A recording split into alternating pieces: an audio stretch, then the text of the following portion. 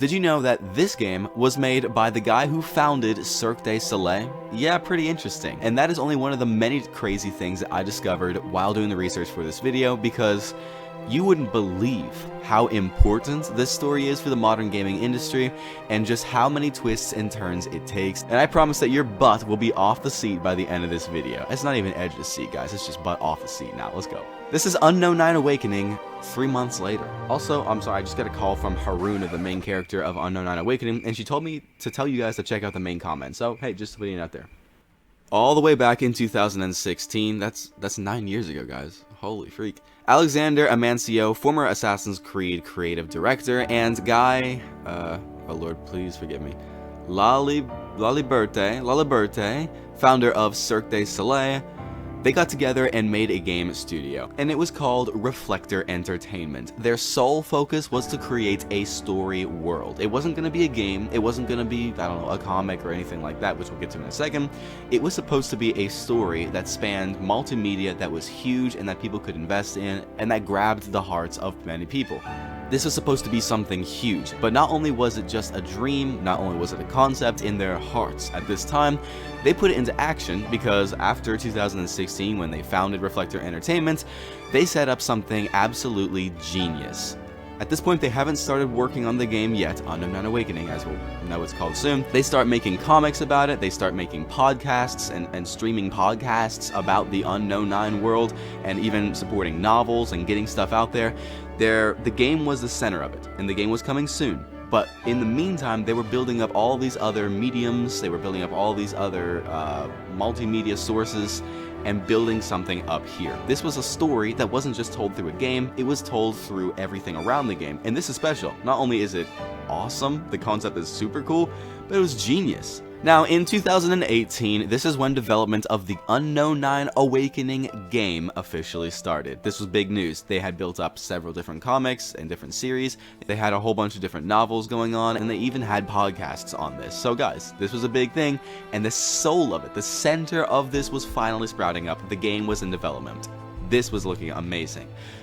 But a certain company who, if you've watched any of my recent videos, you might have some kind of beef with them, acquired Reflector Entertainment, the studio founded on a story-driven world made up of not just games, but all just genius, amazingness. Ubisoft acquired Reflector Entertainment. Well, I don't even know where to begin. Just take a second and look at the amount of games that Ubisoft has messed up and has continued to mess up at this point. So we have Assassin's Creed Shadows, we have oh goodness. I really don't think the fans of Hyperscape will ever forgive Ubisoft for what they did. So Ubisoft has made some enemies along the way, and some of them are very passionately against Ubisoft. But they've also gotten a name for themselves these days for absolutely ruining games. Assassin's Creed Shadows, one of the most anticipated games in the entire series. It's just terrible. And it of course is delayed, yay, as I predicted in my video. Oh good gracious. And as you will see here, their name was a very big influence on Unknown 9 Awakening. Well, with this acquisition of Reflector came some different changes in, you know, it's just business, it's gotta happen. Ubisoft came in and then basically imported a whole bunch of their employees who have been working on amazing games since into Reflector Entertainment. Now, before I get too into detail, I want to set the mood for you guys. So, it's a cold, rainy night. You know, rain is pouring, it's terrible. There's a knock on Alexander Amancio's and Guy Liberte's door, and they open it up, and what they see are two people standing there. Two people who I will name very soon, but they play a huge role in not only the story of this game, but in the entire modern gaming industry today. Employees of Ubisoft who Ubisoft gave to, or I wouldn't say give, they put into Reflector, Kim and David, both had a track record of working with Ubisoft on different projects like Assassin's Creed Odyssey and a couple other cool ones out there. But they were giving a very interesting and much higher than they usually got role in Reflector Entertainment. Well, Kim and David got right to work on working on the game. At the legendary Gamescom event in 2020, Unknown Awakening was officially announced. This was a big deal. A lot of people were interested about it. It already had podcasts, it already had comics and novels about it. This was something big, and this was obviously something very new in the industry. I don't know of a lot of games who had this approach when it comes to building a world, but they did, and it looked fantastic. A lot of people were interested and intrigued by the concepts, and the game looked cool. The graphics were awesome, and again, this was a cinematic trailer, so we didn't necessarily see the in-game graphics. Oh Lord, God help us.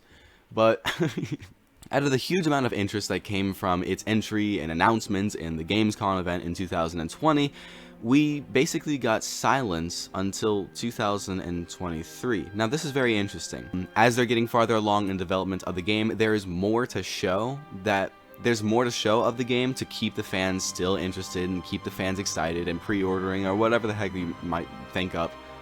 But we didn't get any of that. In fact, it was just silent for this whole time. Very interesting. Among the lack of communication was a very scarce amount of gameplay. Now this usually, if you've seen my last couple of videos, you already heard this. This is usually a pretty good sign that the game is not doing well behind the scenes. If you're getting radio silence from the company only a couple months or a year or so before the game actually launches, then either the game is going to launch on its original launch date or whatever and absolutely flop and die, or they're going to delay it again. And if they're having to delay it again, it's a whole psychological thing. There's pressure on them to not do it again. It's a mess. We saw this with Suicide Squad. We saw this with Assassin's Creed Shadows. We're seeing this possibly with GTA 6. I mean, there's so much going on. Well, just watch some of my other videos to see. During this period of silence, it was actually rumored that they had dropped the game and it just was abandoned. In fact, I even made a video on games that got abandoned or we haven't heard of in years or whatever, and Unknown Awakening was on that list. Well, as the release date of October 18th, 2024, so not long ago, was coming up, we did start seeing more gameplay trailers, which is very good. We've wanted that the entire time, and more trailers, more feedback. We saw more activity from the company toward us, the fan base, and the people, I don't know, spending money on the game. But hey. Now, some of the many concerns that were brought up during this period of actually seeing what the game really looked like was the gameplay. This did not look like what we were expecting. It didn't even feel like what we saw before in the cinematic trailer or anything after that. This was weird. Nevertheless, when the 18th arrived and the game was finally released, it didn't really do well. It initially got a decent amount of numbers and then just within the first week died. I mean, it was insane what happened to this game. I made even a video talking about the fact that it's dead so quickly. Like, I was shocked. Unknown Awakening, the game that we had spent a decent amount of years being excited for, being interested in, decent amount of money was put into podcasts, into comics and novels, into building up the world around this game. When we finally got the game, it was absolutely terrible. First of all, it was not what people were expecting. This played differently than they were expecting. This had different mechanics. It looked different. The quality of the game and the graphics, especially the general quality of the gameplay, like bugs and stuff like that, it was very low. It was not what we were expecting. On top of that, the story felt weak, and the dialogue, you know, the stepping stones of communication, I don't know, was absolutely terrible. People felt that the slang that they used didn't match the setting, didn't match the time period, didn't match the situation. People felt that it was over-explaining at times and treating the player like they didn't know simple mechanics to anything or didn't listen to anything that they had heard like not even a minute before. Like, it was just weird, and the quality of this game was just super low. So very similar to the day before situation. Watch my video on that because that was crazy. This game wasn't what we were expecting at all, and it didn't work out. Well, something very interesting happened post-release. Now, sometimes you hear just radio silence from the company after the game bombed, like they're even embarrassed, like too embarrassed to even talk about it. But in this case, we got some really big news. Reflector laid off 18% of their staff working on the game. Now again, it's a smaller studio dedicated wholly and fully to making Unknown Awakening.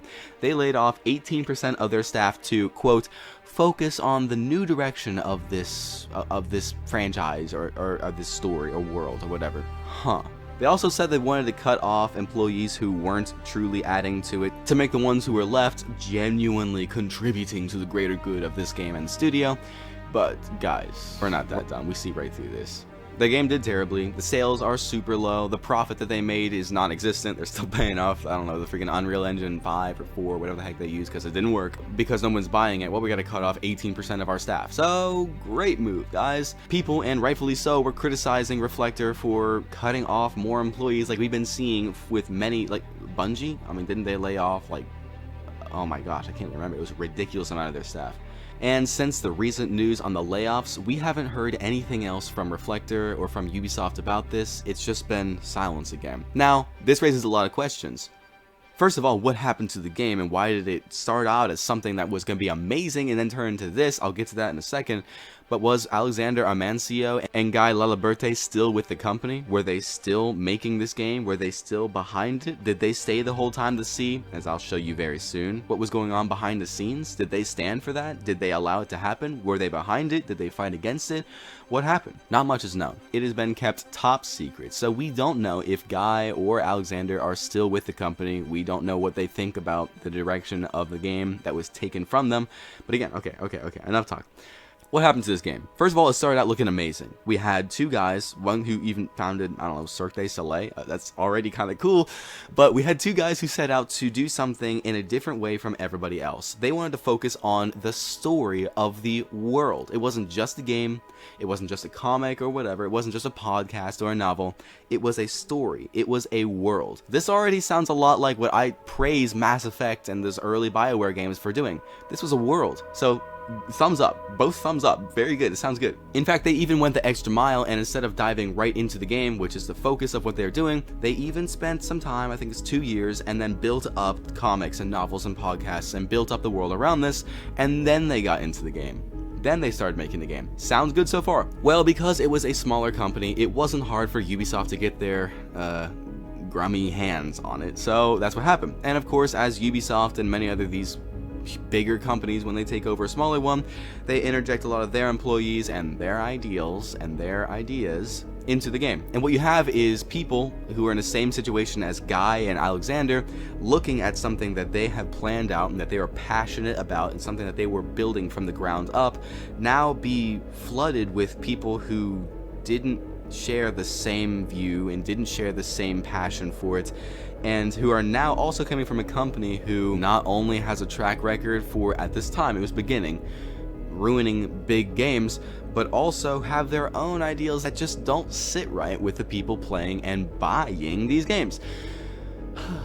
I think that's a certified nightmare for anybody who's building something, and you know, it's a nightmare. Now, while the development phase was still very early and young before Ubisoft got their hands on Reflector, we don't really know when they planned on releasing the game, Guy and Alexander, but we can only guess that once Ubisoft got it, they saw, I don't know, a spark of something. They saw opportunity here and then decided to push the game out there a little faster. I mean, that is absolutely possible. It is a very good explanation for why we got absolute silence for like 2-3 years.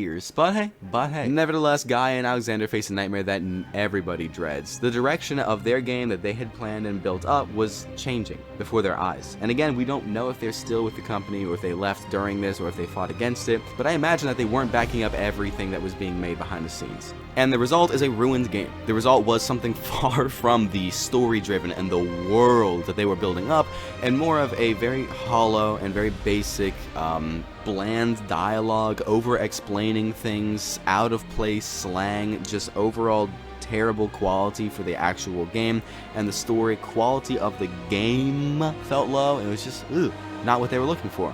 Since then, not only has the company laid off 18% of their staff, but has said that they need to completely change the direction of the project, and this is the reason for their silence after the release of the game. Yeah, just hold on one second, guys. You know, that game really didn't do what we were planning on or hoping for, so we're just gonna take a long good while, and a long good walk as a studio. We're all gonna walk outside, and we're just gonna think about where we're gonna take this.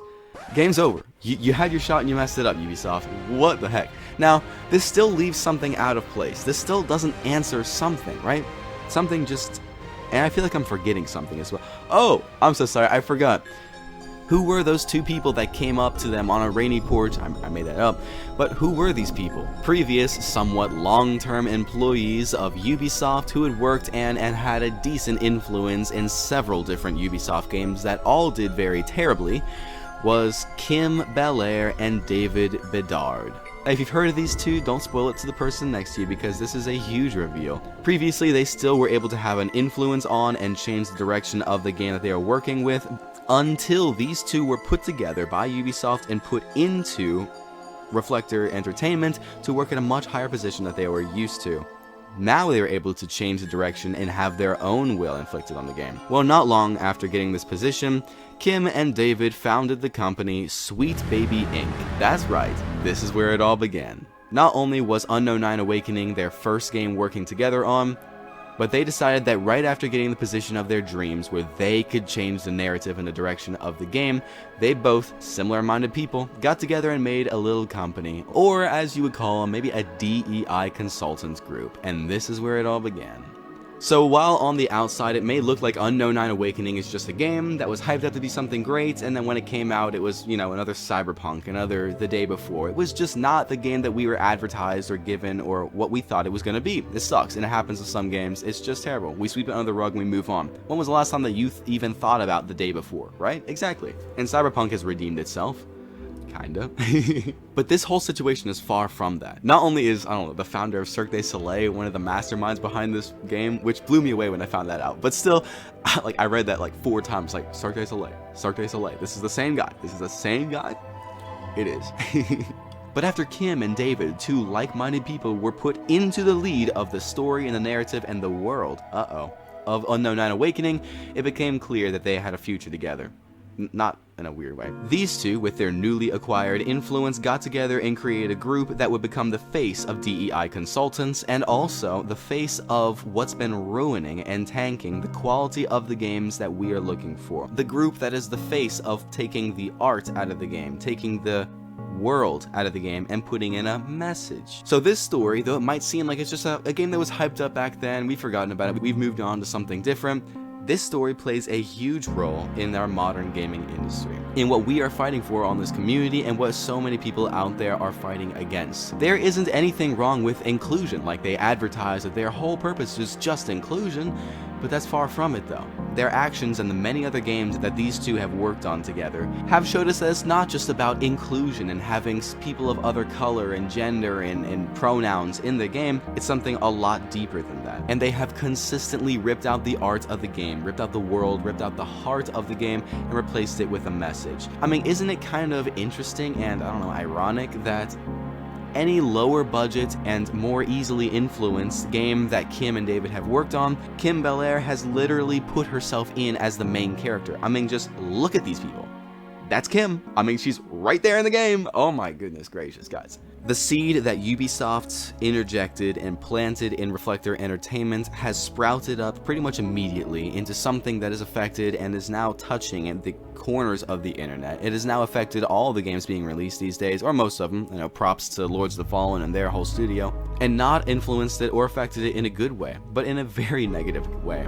These aren't the games that we're looking for. These aren't the games that we want to pay for, let alone spend our time on. These aren't great games. These are messages. And we don't pay for messages, especially when we're just trying to play a great game. Well, what do you think? Guys, I cannot express to you just how shocked I was while doing the research for this video, because again, I thought this was like, okay, right, it's that game that I talked about in that one video, like, I don't know, 2 years ago. It was like ridiculously long ago.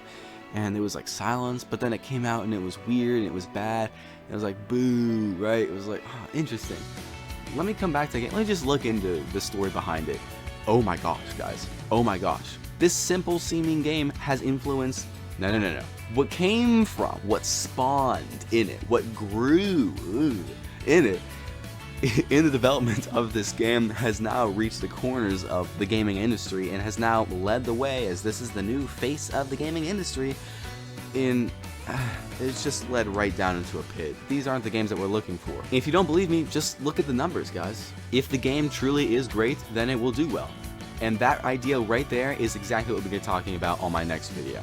I want to hear all about what you think about it. I want to hear your comments. I want to hear your thoughts. I want to hear everything you can possibly imagine. I love you guys. I hope you have a great rest of the day. And remember, life is short. Play great games. 2024 was a pretty big year for video games. We had our ups and we had our downs, and though I usually make videos on the downs, I'm here to give you guys my favorite ups of the year, or best games of the year, but also, because I never like to give you just original, regular content on this channel, jeez. I'm here to give you also a list